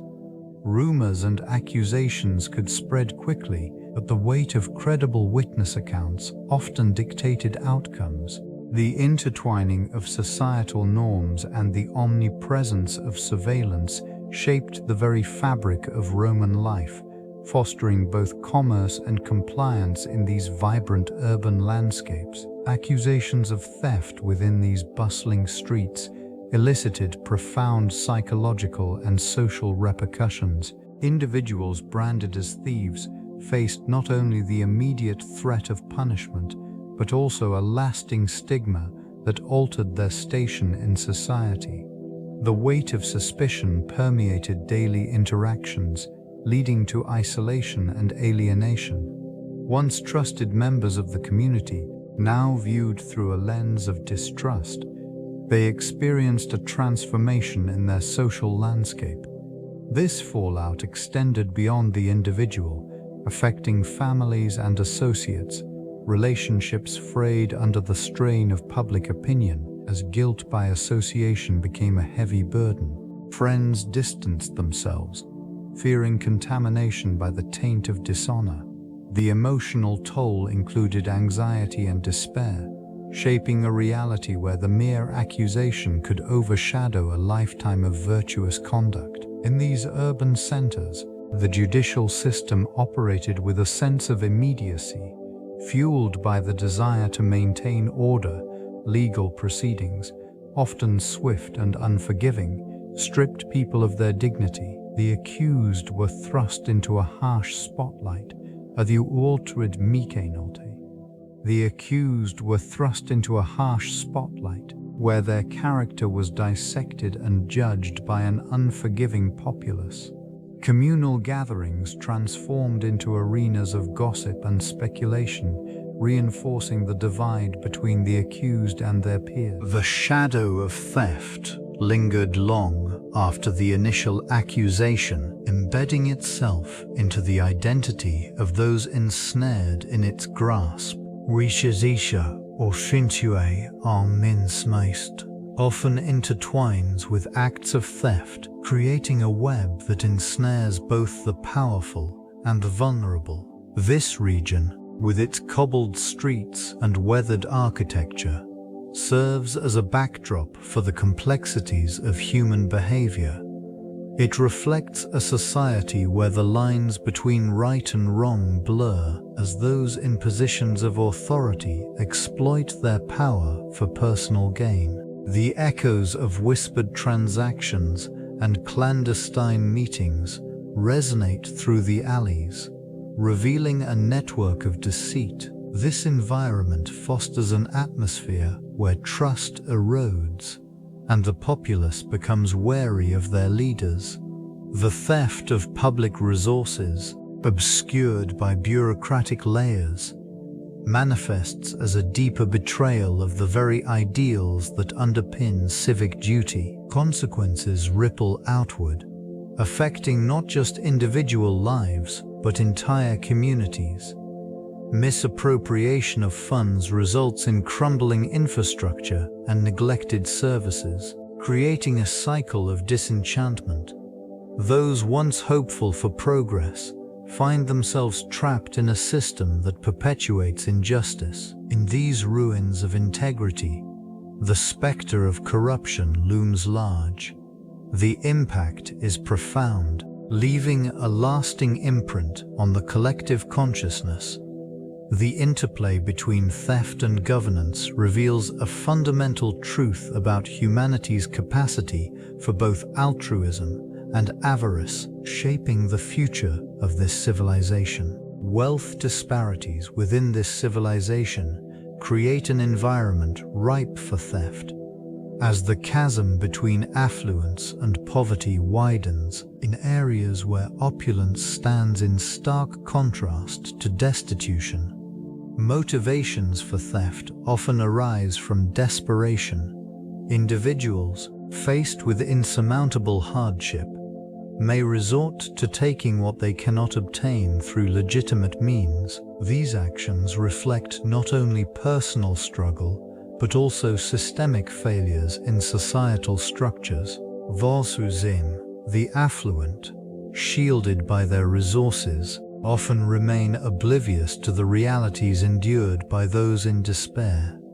This detachment can perpetuate cycles of inequality as opportunities for social mobility diminish. In this light, theft becomes a form of resistance, a silent protest against an unforgiving system. The streets, illuminated by the soft glow of moonlight, bear witness to these acts. Shadows flit between the columns of grandeur, where the wealthy reside, contrasting sharply with the dim alleys inhabited by the less fortunate. The response of governance to these behaviors shapes the societal landscape. Increased surveillance and punitive measures often emerge as solutions, yet they may exacerbate tensions rather than alleviate them. The relationship between crime and response illustrates the complexities inherent in addressing the root causes of theft. Our mission emerges as a crucial factor in mitigating theft within Roman society. A well-informed populace, equipped with the skills necessary for productive engagement, reduces the likelihood of criminal behavior. This region's institutions, which emphasized rhetoric and philosophy, laid the groundwork for moral reasoning and civic responsibility. These teachings instilled a sense of community and the consequences of actions, fostering an environment where theft became less appealing. In urban areas, the availability of educational opportunities varied significantly. Wealthier families often afforded private instruction, while public schools provided a modicum of education for the lower classes. The disparity in access to knowledge played a role in perpetuating cycles of poverty and crime. Those deprived of educational resources were more susceptible to engaging in theft as a means of survival. Efforts to expand literacy and vocational training targeted these vulnerable populations, aiming to integrate them into the economic framework of the empire. As individuals gained skills and knowledge, prospects for legitimate employment increased, thereby diminishing the allure of illicit activities. Civic programs that encouraged community involvement and moral education reinforced this shift. The recognition of education as a tool for social change became evident. The influence of religious institutions on theft legislation in ancient Rome was profound and multifaceted. These organizations were not only spiritual authorities, but also crucial players in the administration of justice. Their moral teachings shaped societal views on property and theft, presenting a framework that governed acceptable behavior. They advocated for restitution and the moral imperative of returning stolen goods, promoting ethical standards that transcended mere legal obligations. In this region, the alignment of religious doctrine with civil law created a complex interplay between faith and governance. Theft was often viewed through a moral lens, leading to legislation that emphasized repentance and rehabilitation over punitive measures. Offenders were encouraged to seek forgiveness from both their victims and the divine, which in turn influenced the penalties associated with their actions. The presence of religious oversight in court proceedings ensured that the consequences for theft were not solely punitive, but also aimed at restoring social harmony. This approach fostered a climate in which the community's well-being was prioritized, emphasizing restitution as a path to redemption. The intertwining of faith and law established a cultural norm that recognized the consequences of theft not only as a legal violation, but as a moral failing with repercussions that echoed throughout society. The enduring legacy of this framework continues to shape contemporary understandings of justice and morality. The innovation of technology within the realm of theft prevention in ancient Rome marked a critical juncture in urban security. Various mechanisms were employed to safeguard property and maintain order in bustling marketplaces and residential areas. Surveillance systems, although primitive by modern standards, relied on the astute observations of citizens and watchmen patrolling the streets.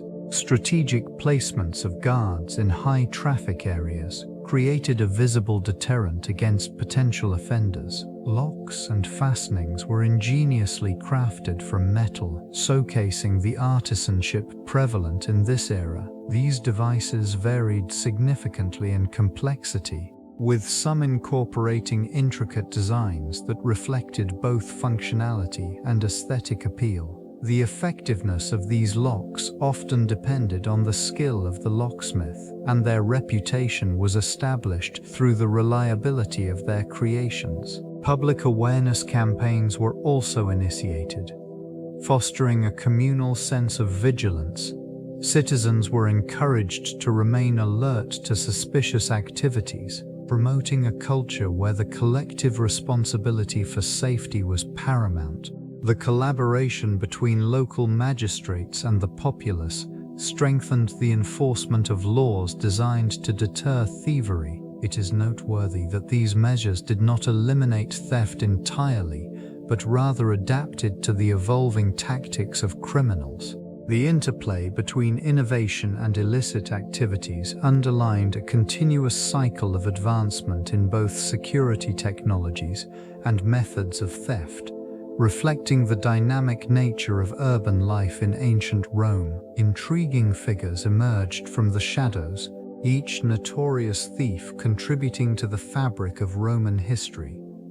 Their stories, often shrouded in myth, reveal a complex relationship between morality and survival. One such figure, known as the infamous vagabond, maneuvered through the bustling markets, deftly pilfering from unsuspecting citizens. It is said that he possessed an uncanny ability to blend into the crowd, evading capture with remarkable agility. Another prominent thief, a woman named Leonia, earned notoriety not merely for her thefts, but for her strategic cunning. Operating in the moonlit alleys of Rome, she orchestrated a series of elaborate schemes that captivated the attention of both citizens and authorities. Her escapades often involved intricate networks of accomplices, each playing a vital role in her pursuits. This web of collaboration exemplified the lengths to which individuals would go to secure their livelihoods amidst the economic disparities prevalent in the city. In contrast, a figure known as Tiberius the Bold specialized in high-profile heists targeting the homes of wealthy patricians. His reputation for daring feats inspired both admiration and fear, as tales of his exploits spread throughout the urban landscape. These figures not only challenged the societal norms of their time, but also highlighted the underlying tensions that characterized life in ancient Rome, where ambition often clashed with the harsh realities of existence. Urban legends emerged as a reflection of societal fears and aspirations, often intertwining with the narratives of figures like Furtum Manifestum. These tales served as cautionary anecdotes, illustrating the consequences of greed and deceit, while also capturing the imagination of the populace. In the shadows of bustling marketplaces and narrow alleyways, whispered stories of the thief became emblematic of the struggle between morality and survival, echoing the complexities of urban life. Legends surrounding Furtum Manifestum varied in detail, but consistently reinforced the notion that even the most cunning could wiseaway. The relationship between these urban legends and the historical context of ancient Rome emphasized the collective anxieties of a society grappling with its own vulnerabilities.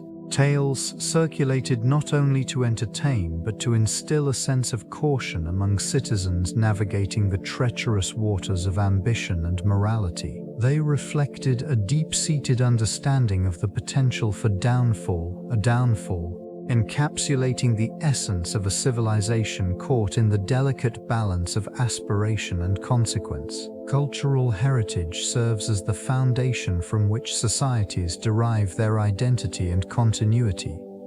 Its preservation is not merely an act of safeguarding artifacts. It is an acknowledgement of collective memory and shared history. Each piece of heritage, whether a sculpture, manuscript, or architectural remnant, holds stories that transcend time, binding communities to their past. When theft occurs, the impact reverberates far beyond the loss of material value. Such an act diminishes the cultural fabric, severing connections to ancestral narratives and shared experiences. In cases involving theft, the significance of these items becomes increasingly apparent. The absence of a single artifact can alter perceptions of history and influence the understanding of a civilization's evolution. This region, rich in historical significance, bears witness to numerous thefts throughout its existence. Each incident prompts a reassessment of ethical responsibilities surrounding cultural stewardship. The role of law enforcement and legal systems is critical in addressing these crimes, emphasizing the necessity of restitution and accountability. Restitution efforts often lead to broader discussions about cultural ownership and the rights of communities. They can inspire movements advocating for the return of stolen items, rekindling connections between the past and the present. Such dialogues foster a collective responsibility toward protecting heritage, ensuring that future generations inherit a narrative that honors their lineage while recognizing the complexities of history.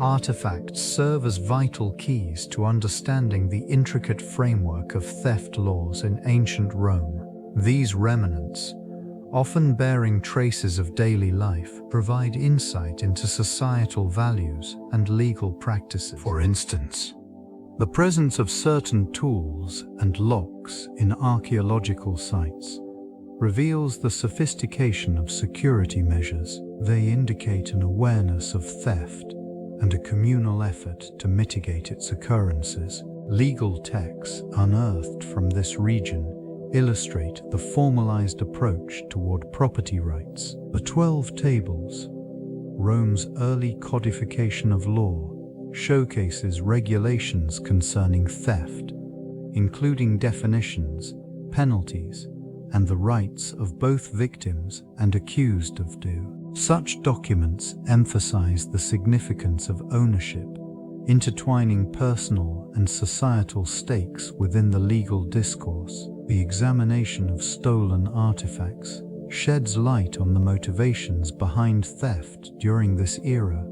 The desire for wealth, status, or even revenge played crucial roles in criminal acts, reflecting broader socioeconomic disparities.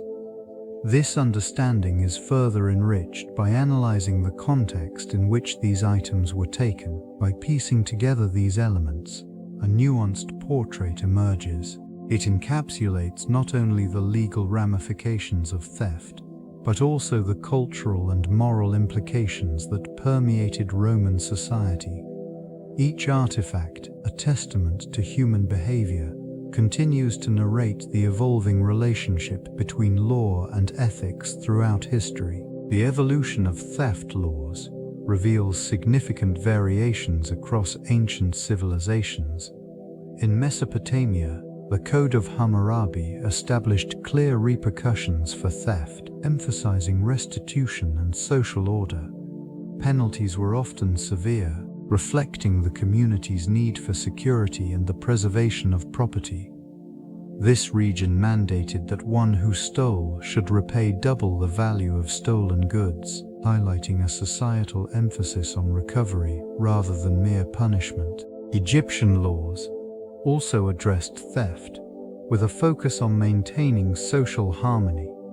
Offenders faced imprisonment and fines, but the law operated within a framework of moral obligation, intertwining religious beliefs with legal practices. The pharaoh's role as a divine enforcer of justice reinforced the notion that theft was not merely a crime against an individual, but also against the state and the gods. Ancient Greece presented a nuanced approach. While theft was condemned, juries had discretion in sentencing, allowing for considerations of circumstance. It illustrated a move towards individual rights and the complexities of human behavior. In contrast, Roman law evolved into a sophisticated system incorporating various legal principles.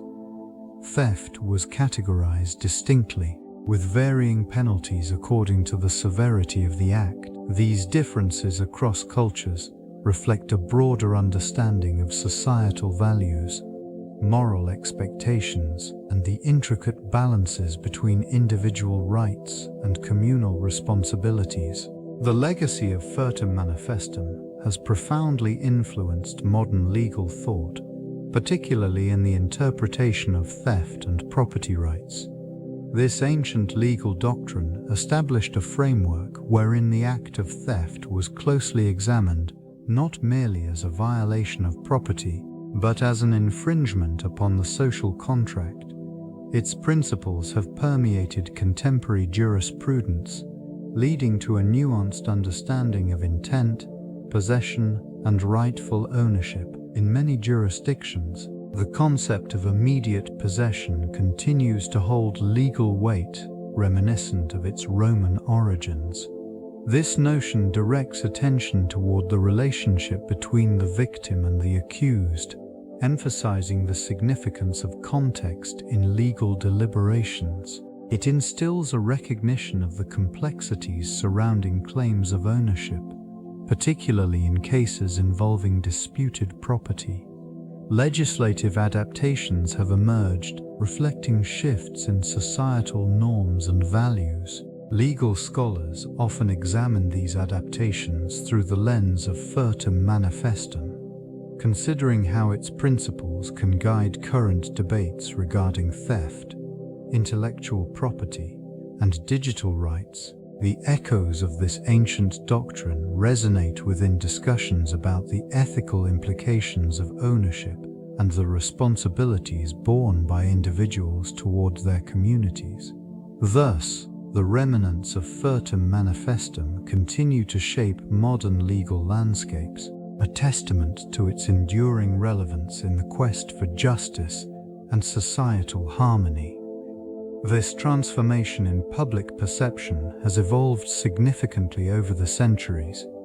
Initially, theft was often seen through a lens of moral failing. The societal views of ancient Rome perceived the act as a direct affront to communal integrity, prompting swift punitive measures. Such perspectives were ingrained in the legal frameworks of the time, where the consequences reflected not only the act itself, but also the perceived character of the perpetrator. As societies progressed, this perception began to shift. Industrialization and urbanization introduced complex socio-economic factors that influenced views on theft. It was no longer solely a moral failing. Instead, circumstances such as poverty, need, and systemic inequality gained recognition. This shift allowed for a greater understanding of the motivations behind theft, prompting discussions about social justice and rehabilitation rather than mere punishment. Avas and Sparmig Pravkert were fought to mitigate its occurrences. Many now advocate for restorative justice approaches that emphasize healing and community repair. This approach recognizes the interconnectedness of individuals within their communities, suggesting that solutions should not solely focus on retribution, but also on addressing underlying issues that lead to criminal behavior. Such evolving perspectives contribute to ongoing dialogues about the nature of justice, responsibility, and the role of community in resolving conflict.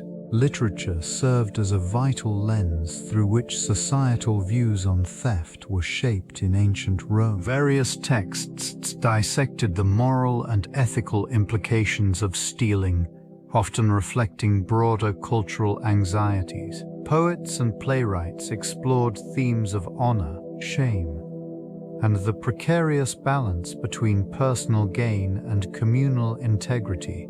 These narratives often depicted thieves not merely as outlaws, but as complex figures whose actions sometimes stemmed from desperation or injustice. Epic works articulated the consequences of theft, illustrating how individual actions reverberated through the fabric of society. The portrayal of thievery in these texts frequently underscored the tension between individual desires and collective well-being. Characters grappling with the morality of their choices became conduits for deeper reflections on societal values. Philosophers, too, contributed to this discourse, examining the nature of property and its significance.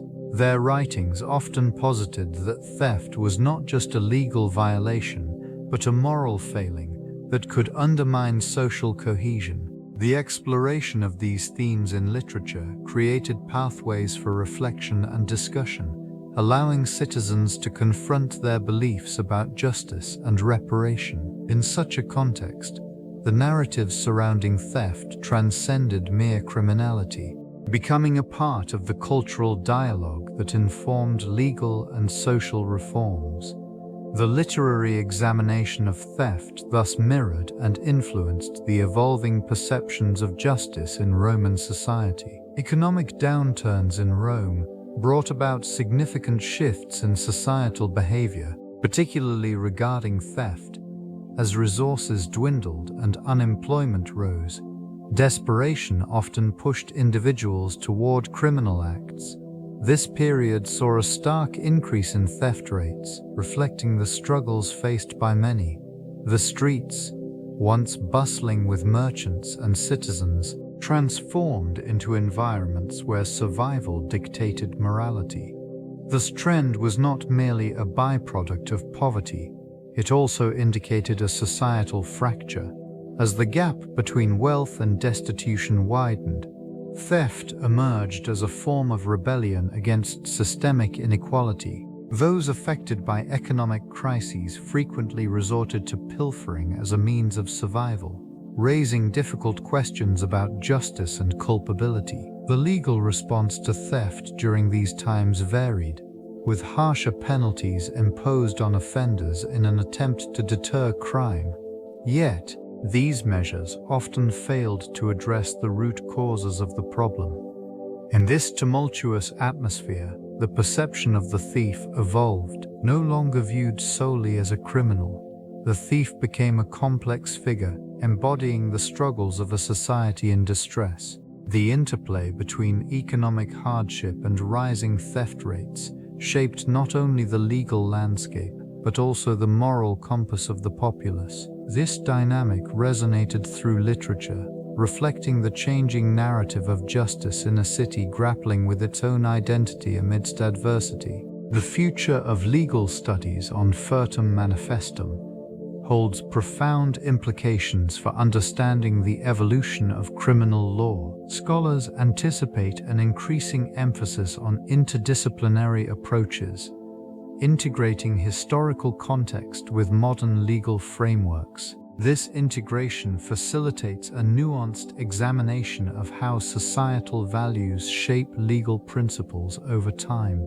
Researchers will likely delve into the implications of intent and circumstance surrounding theft, analyzing the interplay between individual agency and systemic factors. Legal practitioners may draw insights from ancient cases, examining how perceptions of morality and theft have transformed. This region of study encourages a critical assessment of prevailing legal standards and their responsiveness to contemporary ethical dilemmas. Emerging technologies, such as artificial intelligence and data analytics, will provide innovative methods for analyzing historical legal documents. These tools can uncover patterns and trends, enriching the understanding of jurisprudential shifts. The study of Furtum Manifestum will not only contribute to the historical narrative, but also inform current legislative practices and criminal justice reforms as debates surrounding theft, property rights, and ethical considerations continue to unfold. This area of legal scholarship stands poised to influence ongoing discussions. The enduring relevance of these ancient principles in modern contexts underscores the necessity for rigorous exploration, fostering a deeper comprehension of justice in an ever-evolving society. This exploration of justice finds its embodiment through the meticulous work of archaeology. Excavations in urban areas often reveal remnants of past societies, where illicit activities such as theft were not uncommon. These ruins whisper stories, detailing the structure of everyday life, revealing lost artifacts that serve as tangible evidence of criminal acts. The examination of burial sites frequently uncovers items that suggest theft, such as grave goods taken from the deceased. It highlights societal attitudes towards possessions and the value ascribed to material objects in ancient cultures. Each unearthed item offers insights into the motivations behind theft, ranging from economic necessity to social status. Artifacts recovered from ancient marketplaces provide further context, showcasing the intricate networks of trade and the potential for crime within them. The juxtaposition of everyday items against evidence of their removal unveils a narrative of conflict, desire, and survival. Intricately entwined within the fabric of these communities, scientific methods, including isotopic analysis and radiocarbon dating, bring precision to the study of these finds. They assist in reconstructing timelines and understanding the broader implications of theft on social dynamics. In essence, archaeology not only uncovers the physical remnants of crime but also illuminates the moral and ethical dimensions that shaped ancient societies, thereby enriching the comprehension of justice through the ages. The intersection of anthropology and Roman theft laws reveals intricate social structures and cultural values that governed behavior. Anthropologists examine how these laws reflected the beliefs and practices of ancient Roman society, providing insights into the motivations behind theft and the societal responses to it. Legal codes from this period reveal classifications of theft, distinguished not only by the nature of the offense but also by the status of the individuals involved. This region witnessed a complex interplay of power and privilege, with distinctions made between free citizens and slaves. The penalties for theft varied accordingly, indicating a society where social hierarchies influenced justice. Legal texts demonstrate that theft was not merely an act of individual wrongdoing, but also a violation of communal trust and order. Understanding these laws through an anthropological lens allows for a deeper appreciation of the consequences faced by offenders. Punishments often aim to restore balance within the community rather than simply penalize the wrongdoer. The cultural significance of property ownership and the moral implications of theft permeated Roman life, shaping perceptions of justice and retribution. This synthesis of anthropology and legal history unveils a comprehensive narrative, highlighting the continuity of human behavior in the face of evolving ethical standards across millennia. The legacy of these laws continues to influence modern legal systems in their quest for justice. The enduring impact of Furtum Manifestum in legal history reveals a profound connection between ancient concepts of theft and contemporary understandings of property rights.